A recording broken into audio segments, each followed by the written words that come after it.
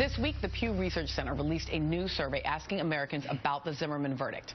The survey asked the question, does this case raise important issues about race that need to be discussed? It's kind of a soft question. But the answers reveal a deep racial divide. 47% of Hispanic respondents and 78% of black respondents believe that the Zimmerman verdict should provoke racial conversation. But only 28% of white respondents agreed. 28%. Fewer than 1 in 3 white Americans even think we have something to talk about here. But there is one high-profile white man who is willing to talk about race. And he spoke up on Fox News on Monday night. You want a conversation? You got it. You want a better situation for blacks? Give them a chance to revive their neighborhoods and culture. Work with the good people to stop the bad people. Pumping money into the chaos does little. You can't legislate good parenting or responsible entertainment, but you can fight against the madness with discipline, a firm message, and little tolerance for excuse-making. It is now time for the African-American leadership, including President Obama, to stop the nonsense, walk away from the world of victimization and grievance, and lead the way out of this mess. Well, that is one way to start a conversation. Michael? Yeah, you know what's interesting to me? Why is it that when we say we want to have a conversation on race, you want to have a conversation on blackness? You don't want to have a conversation on race. You don't want to have a conversation on white privilege, unconscious bias. You don't want to talk about the collective world we've made as black, brown, red, yellow, and white people. You want to lecture black people. And by the way, Mr. O'Reilly, did you not hear? Even though a lot of us disagree, did you not hear President Obama tell Morehouse College no excuse making? Now, a lot of us want to put that in the and Morehouse is not even the beginning of that. It's actually part of what makes President Obama in a particular position to say what he said a week ago, is that he has been very much the kind of respectability president from the beginning. Right, and even if those of us who have problems with that, the point is, how can white Americans like Mr. O'Reilly ignore the context when Mr. Obama has lectured endlessly and tirelessly for African American people? And but beyond that, Jesse Jackson and Alvin Toussaint in the 1970s had a book called Why Blacks Kill Blacks. So please don't pretend that African American people have not been on this case. But this is what we know. White on white crime is a devastation in America, like so-called black on black crime. It's not black or white on white crime. It's proximity murder. People kill where they live. So we have to talk about that in a broader sense. And guess what? The cameras don't show up in Chicago like they show up in Newtown and Aurora. All we're asking for is equal attention paid to crises at a time of enormous distress for our vulnerable children to be assisted. So, Mr. O'Reilly, I'd love to have that conversation about protecting yourself behind white picket fences and Fox News and having digital courage. Come in the streets where you went to Sylvia and you were surprised that black people don't throw bananas at each other or swing from trees. Well, isn't this the problem, though, with the whole idea of the need for a conversation about race? It leaves it at the interpersonal level, so that if we could just communicate in a certain way, then suddenly all of these structural, policy, and institutional matters would be eradicated magically. So that that's also my issue with the whole privilege discourse as well. That it leaves it at this institutional level, so that if people were just nicer, would just own their privilege and treat people better at that individual level, that we would be doing a whole lot better. And I actually think that that leaves us without a pathway forward in terms of making institutional change. But the point you made just came from conversation. And this feels to me like, well, you know, this is part of the angst, is that we lack a certain kind of vocabulary, right? So that, for example, black on black crime is the easy thing to say because we all have some standard way of thinking, oh, we know what that is. But when you say white on white crime, that it's, I mean, that we don't even have a thing that is to fit that into. It hits the ear wrong. The way people can't even understand it. But there's a reason, like when you say this whole conversation we're having right now about this idea of the conversation around race, how can you have a conversation around race when most of the country doesn't understand the very construct of race, and when they don't understand how this works in general, how its effect through history has these people in these situations, in these areas that literally, historically speaking, this is why they're there. And they don't understand that. So how can you get them to say, cool, so let's talk about privilege. Let's talk about this. They're like, what? What are you talking about? No. Congresswoman, I want to ask you about another person who weighed in on race in a bit of a different way today. This is one of your colleagues. There's a kind of rhetorical move as we move beyond black and white, but still around race. This is Republican Iowa Congressman Steve King. You've probably heard at this point, but let's listen one more time as he makes comments about young, undocumented immigrants. For everyone who's a valedictorian, there's another 100 out there that they weigh 130 pounds and they've got calves the size of cantaloupes because they're hauling 75 pounds of marijuana across the desert. Okay. Wow. Steve King, first of all, should apologize. But then again, that's who he is. He's done this over and over and over again. And Melissa, I think these members of Congress and others, Bill O'Reilly, they're really trying to make sure that we don't engage in a dialogue by playing the race card or by trying to run the blame the victim kind of theory. You know, and that's just so tragic and dangerous because there's some people who believe this and act this out. What's important is I think we need to have this dialogue, but we need to understand we have to move beyond dialogue and we have to act, whether it's at the community level, at the business level, corporate level, in Congress. I mean, we're dealing with structural and institutional racism, and we're dealing with policies, for example, such as mandatory minimums, 3 strikes. You're dealing with these sequester cuts that are going to negatively impact communities of color. You're dealing with cuts across the board, Section 8. Who do they impact? They impact people of color in a big way. And so we've got structural and institutional issues of racism that must be swept from under the rug. Jonathan, I want to push on this King argument for one moment. Let's listen to him because he doubled down. When you said he needs to apologize, he actually double down. Let me listen to double down for a second, then I have a question for you. This is hands-on, eyes-on from the Border Patrol as well. And I got a call from them yesterday, and I said, do I need to come back down and refresh myself? And they said, no, you're spot on what you're saying, but maybe you got the weight 10 pounds up. So he is insisting that this is an empirical reality. You talked before about this anxiety about not being able to see Latinos within the context of who they are with specificity, and that there's this question about are they going to be white or black, because that's the only binary that exists for us.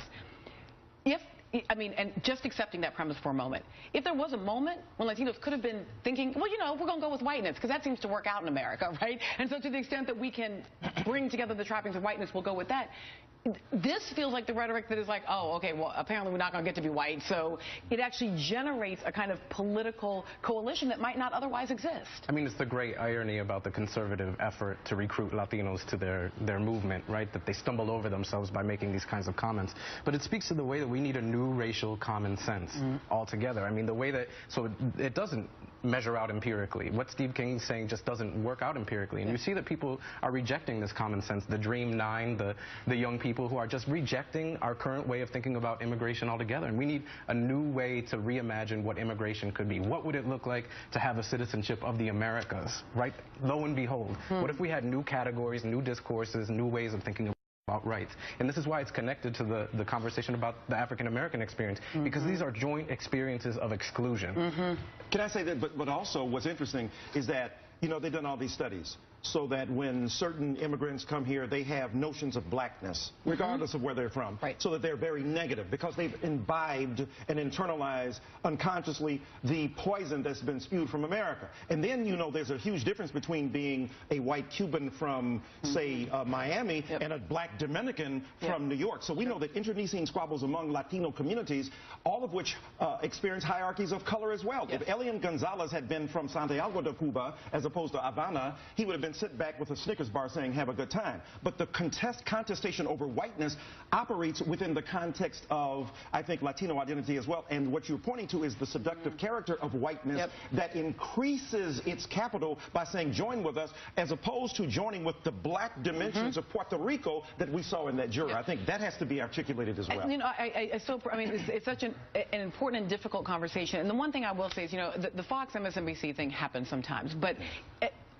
to the extent that legitimately, even if we have very different dialogues and discourses in even places we're coming from, there is a value in having interracial conversation. It is insufficient, but it is necessary. But the key with conversation is it has to be among peers. You don't have a conversation with somebody who has less power, less like I feel constantly frustrated by the fact that you can have a powerful medium like TV and still can't manage to have a conversation across those differences, and we're going to keep trying to push on that. I'm going to have a conversation, however, with Congresswoman Robin Kelly right after the break, only making the crisis of violence in that city even more urgent as a priority. And that's why the label emergency was applied to the National Summit on Violence in Urban Communities hosted by the Congressional Black Caucus for 2 days this weekend in Chicago. Among the attendees was the mother of 15-year-old Hydea Pendleton, who was shot and killed in a Chicago park a week after performing at the president's inaugural parade. Hydea's mother told MSNBC reporter Tremaine Lee her concerns now extend to her young son. I have to do things and be boisterous to protect him before he gets to where he's going to go independently, walking down the street on his own with certain privileges and being misidentified, you know, as someone else or something else. Right now he's 11. Wow. But, you know, I don't, you know, the Martins have already suffered, and, you know, that's an awareness for the rest of us. Joining me now from Chicago is Representative Robin Kelly of Illinois' 2nd Congressional District, one of the hosts of the summit. Nice to have you, Congresswoman. Thanks for having me. So talk to me about this. We've talked a lot about Chicago gun violence on this show, but what was the goal of this summit in particular? Really, we wanted to go back to the people that live in the communities, the people that are doing the work, to see what their suggestions were. It's easy for some of us to say what should be done, but we really wanted to take it back to the neighborhood, to listen to the people that came to the summit, and also talk about some of the good things and good programs that are going on in the Chicago area. So, Congressman, you know, I live in New Orleans, and we are also facing a rash of gun violence, although we've had some important declines over the past 6 months. The Zimmerman verdict has been distressing to me as a parent of an adolescent child, in part because, on the one hand, you feel like, okay, if I choose to live in a predominantly African-American community, to be near folks who look like me, and all of the cultural reasons to live in those communities, I'm also often opting into a community that has these kinds of violence issues. And then the Zimmerman verdict makes me feel like, and if I go opt into some sort of middle-class, predominantly white community, then I have that sort of danger of profiling. What are the folks who were at that summit saying about their sense of where they can live to have themselves and their children be safe?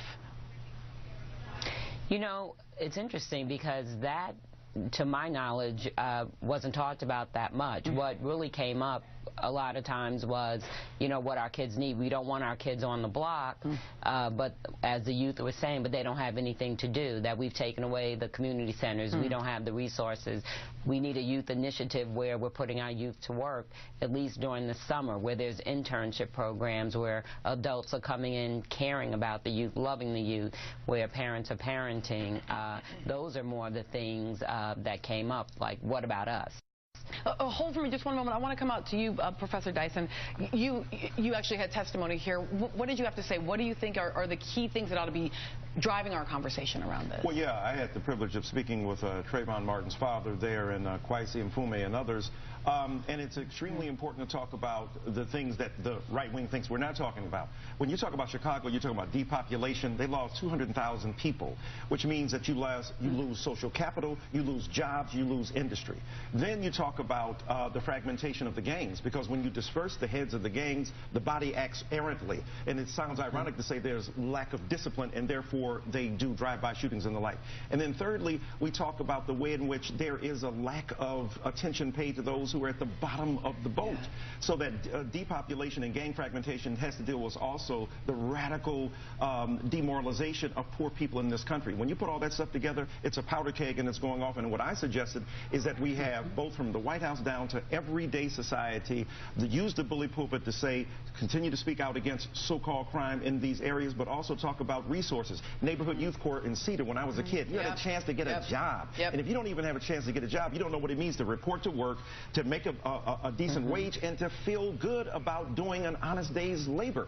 Those things together are common sense, but they also have a tremendously positive and edifying effect upon the populations about which we speak. Congressman, one last question for you here. The other thing that we've covered a lot around Chicago has been the closing of the schools. Did young people at all talk about that in connection with the issues of gun violence in the city? More of the adults spoke about that than the young people. The young people are just crying out for jobs, mentoring, adults who care, something to do, expanding community programs. That's what they really address. And they also address that as adults, we really don't know what the gang is these days, what the gang, how gangs really operate. Something along the line of what Professor Dyson was saying, that it's very different. It might be block by block. It's not what we think it is or what it was before. Right, and if we don't even have good definitions of what we're dealing with, it makes it very hard to be effective policymakers. Congresswoman Robin Kelly in Chicago, thank you for joining us this morning. Thank you so much. And after the break, what they call in hip-hop beef, and why Harry Belafonte is ready to squash it.